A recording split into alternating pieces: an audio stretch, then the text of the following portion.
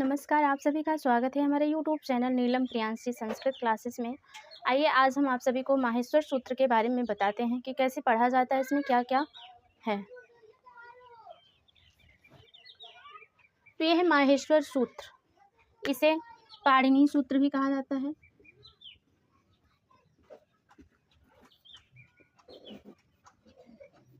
तथा इसे शिव सूत्र भी कहा जाता है।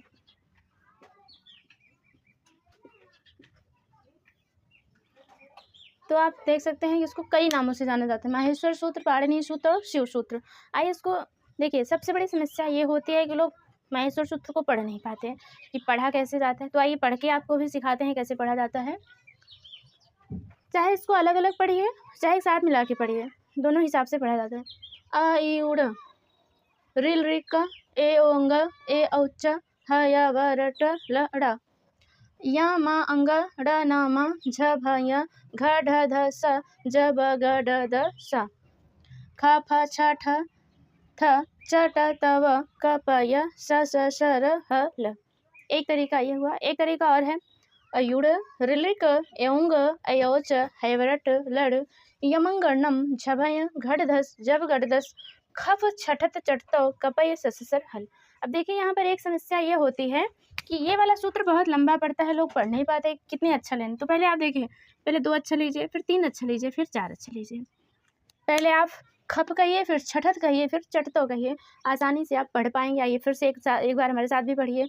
अयुड़ रिलिक एउंग अयोच हैवरट लड़ यमंगणम झभय घड़दस जब गड़दस खफ छठत चटतव कपय सससर हल। तो हमें ये लगता है कि आप लोग पढ़ना सीख गए होंगे। ना सीखे हो तो फिर से आप ऐसे पढ़ते रहिए, इसमें से देख देख कर आपको आने लगेगा। पर ये जो 14 सूत्र हैं, ये भी प्रश्न बनता है कि माहेश्वर सूत्र कितने हैं। तो माहेश्वर सूत्र 14 हैं। और माहेश्वर सूत्र किसने लिखा? तो महर्षि पाणिनि ने लिखा है। उन्होंने अष्टाध्यायी की रचना की है। तो सबसे पहले व्याकरण को जानने के लिए माहेश्वर सूत्र जानना अति आवश्यक होता है। तो यहाँ पर देखिए, इसका क्यों ऐसे रखे हैं, पहले अयुड़ फिर लेख फिर एवंग अयोच हैवरट लड़ यमंगणम झभय घड़धस जब गड़दस खफ छठत चटतो कपय सस्सर हल क्यों रखे हैं, ये रहस्य जानते हैं। यहाँ से यहाँ तक ये तो अच है, अच अर्थात स्वर। संस्कृत में अच को स्वर कहते हैं।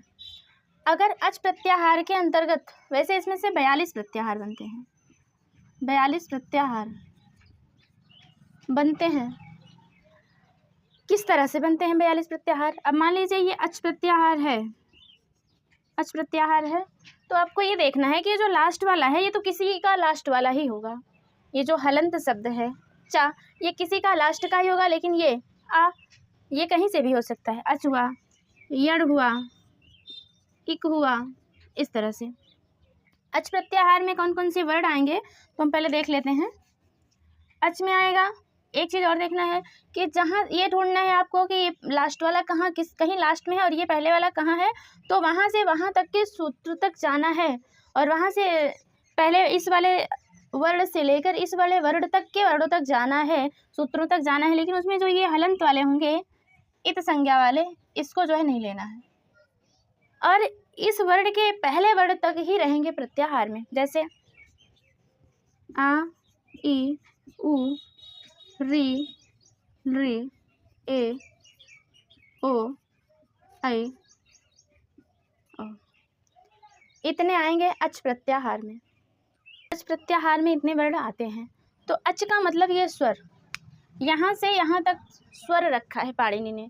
जब हम हिंदी पढ़ते हैं या हिंदी हमें सीखना होता है, या जब कोई बच्चा पढ़ने जाता है, उसको सबसे पहले छोटा बड़ा छोटी बड़ी ऐसा सिखाया जाता है, स्वर व्यंजन पढ़ाया जाता है, फिर उसके बाद वह शब्दों को पढ़ना सीखता है। उसी तरह संस्कृत का ये शुरुआत है। संस्कृत अगर पढ़ना है या संस्कृत व्याकरण को जानना है तो सबसे पहले माहेश्वर सूत्र जानना अति आवश्यक है। तो ये हो गया अच प्रत्याहार। अब अगला आता है हल प्रत्याहार।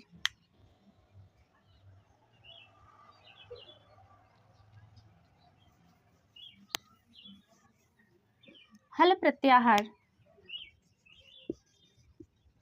हल प्रत्याहार में यहाँ से लेकर के यहाँ तक के सारे वर्ड आएंगे। ह, या, व र ला या मा अंगा अड़ा ना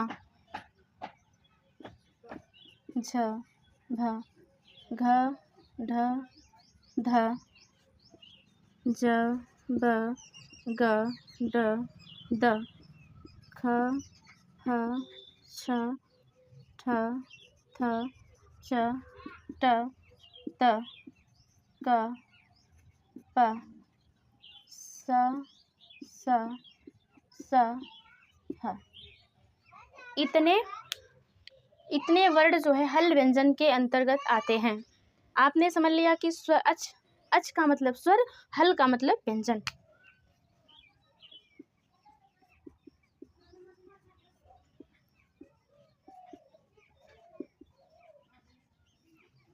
जब अच कहा जाए तो आप लोग समझ लीजिए कि स्वर कह रहे हैं, और हल कहा जाए तो आप समझ लीजिए कि व्यंजन कह रहे हैं। तो ये हुआ यहाँ से यहाँ तक अच और यहाँ से यहाँ तक हल। अब इसके आगे और कुछ जानते हैं इसके बारे में।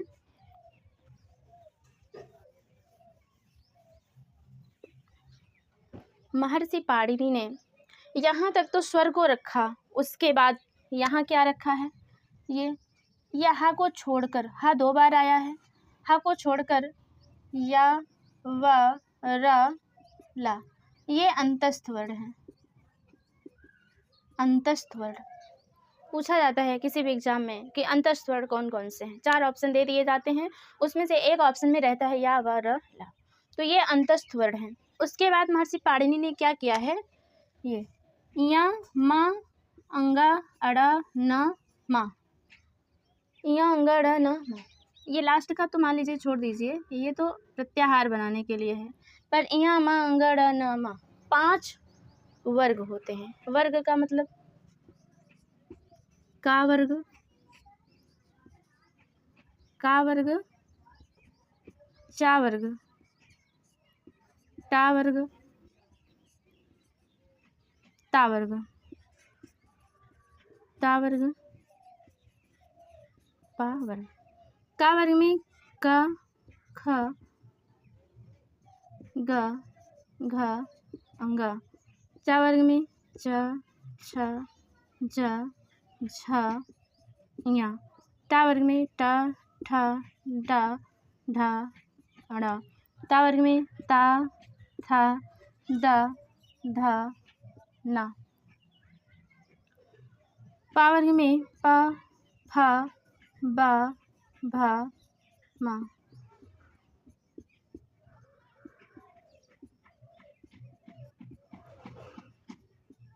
सभी हलंत रहेंगे।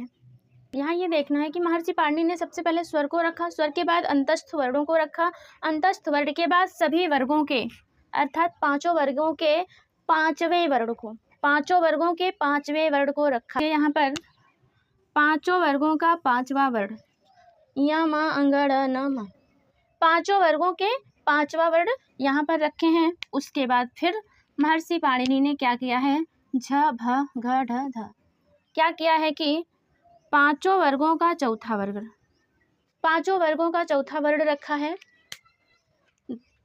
झ भ घ ढ ध। फिर क्या किया है, फिर 5 वर्गों का तीसरा वर्ण ज ब ग ड द, इसको नहीं लेना है। ये देखिए 5 वर्गों का तीसरा वर्ण रखा है। फिर इसमें क्या किया है कि 5 वर्गों का दूसरा वर्ण, 5 वर्गों का दूसरा वर्ण रखा है। फिर क्या किया है कि 5 वर्गों का, ये 3 ये हैं 2 ये हैं, 5 वर्गों का पहला वर्ण, 5 वर्गों का पहला वर्ण रखा है।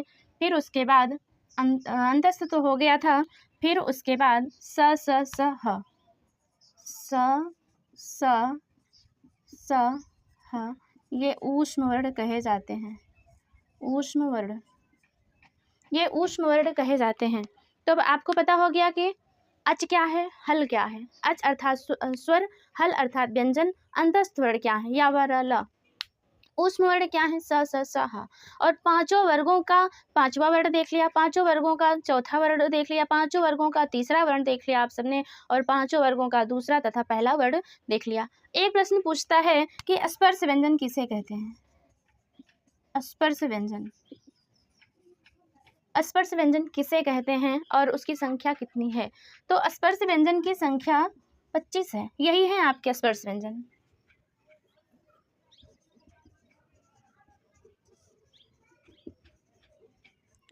पांचों वर्गों का जो 5-5 वर्ण होते हैं, पांचों वर्गों में 25, तो वही स्पर्श व्यंजन कहलाते हैं। तो इससे आपको बहुत सारे प्रश्न बन जाते हैं। महेश्वर सूत्रों की संख्या कितनी है? 14। महेश्वर सूत्र किसके द्वारा रचे गए हैं? महर्षि पाणिनि के द्वारा। और महेश्वर सूत्र में अच क्या है? स्वर। व्यंजन क्या है? हल। अंतस्थ वर्ण क्या है? ऊष्म वर्ण क्या है? स्पर्श वर्ण क्या है? स्पर्श वर्णों की संख्या क्या है? ये सारी चीज़ें आप सबको इसमें से जानने को मिली। अब आप लोग को एक चीज़ और बताते हैं, किस शब्द का उच्चारण स्थान क्या है? बताते हैं। आइए अब देखते हैं इसका उच्चारण स्थान, किन वर्णों का क्या उच्चारण स्थान है, ये देखते हैं। तो अकुह विसर्जनीय नाम कंठ, ये सूत्र है और ये उच्चरित वर्ण है। इस सूत्र से पता चलता है कि ये उच्चारण किए जाते हैं, ये वर्ण और ये स्थान है, उच्चारण स्थान। तो पहला सूत्र है अकुह विसर्जनीय नाम कंठा। वैसे अगर देखा जाए तो आप यहीं से पूरा समझ सकते हैं, ये देखने की ज़रूरत ही नहीं है, लेकिन आपके समझने के लिए मैंने लिखा है अ और कु का मतलब कु चू टू तू पू, कु का मतलब का वर्ग। यहीं देखा जाए कि का और हा और विसर्ग का, तो यही सूत्र से ही हम समझ सकते हैं कि आ और का वर्ग और हा तथा विसर्ग का उच्चारण स्थान कंठ है। अकुह विसर्जनीय नाम कंठा, आप सभी इसको याद कर लीजिए, तो आपको ये सब याद करने की जरूरत ही नहीं है। अकुह विसर्जनीय नाम कंठा, आ का वर्ग हा और विसर्ग का उच्चारण स्थान कंठ होता है। यहाँ भी वही चीज़ें लिखा है कि आ और का वर्ग का खा गा घा तथा हा और विसर्ग का उच्चारण स्थान कंठ है। फिर अगला सूत्र है इचू यसा नाम तालु, इचू यसा नाम तालु।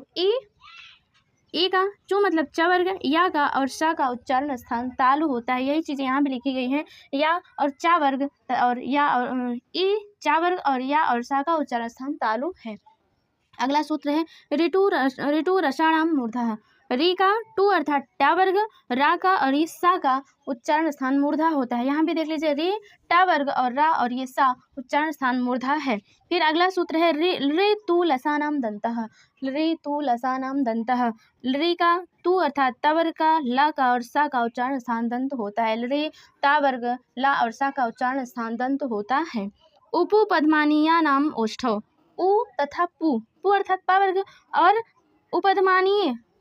उपधमानीय का दंत ओष्ठ उपधमानीय का ओष्ठ होता है। देखिए उ और पा वर्ग और पा फा ऐसे निशान बने रहे और पा फा रहे तो वह उपधमानीय होता है, और ऐसे निशान बने रहे का और खा रहे तो वह जीवा मूली कहलाता है। तो यहाँ देख लीजिए उपु उ और पा वर्ग और उपधमानीय का उच्चारण स्थान ओष्ठ होता है। अगला सूत्र है अमंगणना नाम नासिका। अमंगणना नाम नासिका अर्थात यहाँ मंगणना नाम नासिका होना चाहिए। तो यहाँ माँ गण न मा ये इतने जो वर्ड है इनका उच्चारण स्थान नासिका है। ए दैतोह कंठ तालु, ए दैतोह ए और ए का उच्चारण स्थान कंठ और तालु होता है। ए का उच्चारण स्थान कंठ तालु। फिर अगला है ओ दौतोह कंठोष्ठम, ओ और अ का उच्चारण स्थान कंठ और ओष्ठ होता है। फिर अगला है वकारस्य दंत ओष्ठम, वकार का उच्चारण स्थान दंत और ओष्ठ होता है। जिह्वा मूलीयस्य, जिह्वा मूल यहाँ जैसे मैंने बताया यहाँ पर कि पा और फा रहे इस तरह से निशान बना रहे तो वह उपधमानीय होता है। का और खा रहे इस तरह का निशान बना रहे तो वह जिह्वा मूलीय कहलाता है। तो यह जिह्वा मूलीय है। तो आप सबको समझ में आया होगा कि माहेश्वर सूत्र क्या है, कितने हैं माहेश्वर सूत्र में, अच क्या है, हल क्या है, अंतस्थ वर्ण क्या है, स्पर्श वर्ण क्या है, ऊष्म वर्ण क्या है और सभी वर्णों के उच्चारण स्थान क्या है। आप सभी को समझ में आया होगा। धन्यवाद।